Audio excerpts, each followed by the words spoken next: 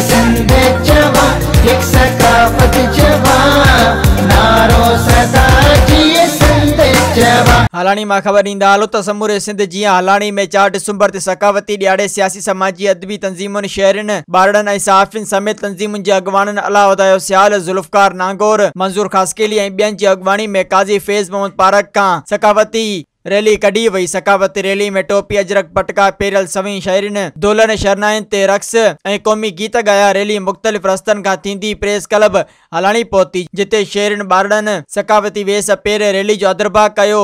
सकावती rally में शरीक शहरीन समाजी अॻवाननि ॻाल्हाईंदे चयो त सकावती ईद जी ख़ुशी में सिंधी अजरक टोपी ऐं पटके सां असांजो दिल वारो रिश्तो आहे। सकावती ॾियारो मल्हाइण असां लाइ ईद मिसल आहे। हिननि चयो त सिंध जे हज़ारनि साल जी क़दीम सकाफ़त हर साल उजागर करण सां दुनिया लेवल ते सकाफ़त जी सुञाणप थिए थी। मज़ीद ख़बरनि ऐं तफ़सीलात लाइ विज़िट कयो असांजी वेबसाइट www.awamiNewsHD.com ऐं ॾिसंदा रहो अवामी न्यूज़ HD।